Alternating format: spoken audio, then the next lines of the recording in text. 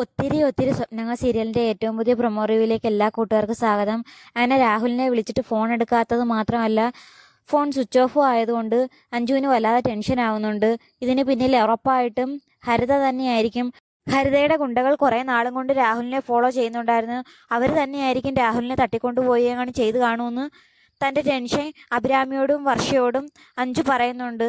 അഭിരാമിയും വർഷയും അഞ്ജുവിനെ ഓരോന്നും പറഞ്ഞ് സമാധാനിപ്പിക്കുന്നുണ്ട്. എന്തായാലും മൃദുലിന്റെ കൂട്ടുകാരും രാഹുലിനെ തിരക്കാമെന്നല്ലേ പറഞ്ഞത്. എന്തായാലും നേരം വെളുക്കട്ടെ, എന്നിട്ട് ഒരു വിവരവും കിട്ടിയില്ലെങ്കിൽ നമുക്ക് തന്നെ എന്തെങ്കിലും മാർഗം ഉണ്ടാക്കാന്നൊക്കെ പറഞ്ഞ് അഞ്ജുവിനെ അവർ സമാധാനിപ്പിക്കുന്നുണ്ട്.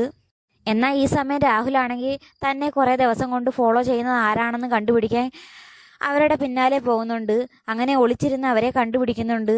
എന്നിട്ട് അവരെ അടിച്ച് ശരിയാക്കി അവരുടെ ഉദ്ദേശം എന്താണെന്നും ആരാണ് പറഞ്ഞയച്ചതെന്ന് അറിയാൻ രാഹുൽ അവരെ ശരിക്കും ഉപദ്രവിക്കുന്നുണ്ട്. ആ സമയത്ത് എല്ലാ സത്യങ്ങളും അവർ പറയുന്നുണ്ട്. അവരെ പറഞ്ഞയച്ചത് ഹരിതയാണെന്നും നിങ്ങൾ എവിടേക്കാണ് പോകുന്നതെന്നും നിങ്ങൾ എന്തൊക്കെയാണ് ചെയ്യുന്നതെന്നും കണ്ടുപിടിക്കാനും അതുപോലെ തന്നെ നിങ്ങളെ തട്ടിക്കൊണ്ടുപോകാനും ഞങ്ങളെ ഏൽപ്പിച്ചിരിക്കുന്നതെന്ന് സത്യം രാഹുലിനെ അറിയിക്കുന്നുണ്ട്. ഇതൊന്നും അറിയാതെ അഞ്ജു വല്ലാതെ ടെൻഷൻ അടിക്കുന്നത് രാഹുലിൻ്റെ ഫോണിൻ്റെ ചാർജ് കുറയുകയാണ്ട് ചെയ്തത് കാരണം ഫോൺ സ്വിച്ച് ഓഫ് ആയത് മാത്രമാണ്. പിന്നീടാണെങ്കിൽ പിറ്റേന്ന് മരണത്തിന് പോയിട്ട് തിരിച്ചു വന്ന വിവേകാണെങ്കിൽ വർഷയോട് സംസാരിക്കാൻ ചെല്ലുന്നെങ്കിലും വർഷ കണ്ട സ്വപ്നം ഇനി യാഥാർത്ഥ്യമാവുമെന്ന് കരുതി വർഷ വിവേകിനോട് ചോദിന് സംസാരിക്കുന്നില്ല. ആ സമയത്ത് വിവേക് ചോദിക്കുന്നുണ്ട്, താൻ എന്താ എൻ്റെ അരികിൽ ഇങ്ങനെ ഒഴിഞ്ഞു മാറുന്നത്?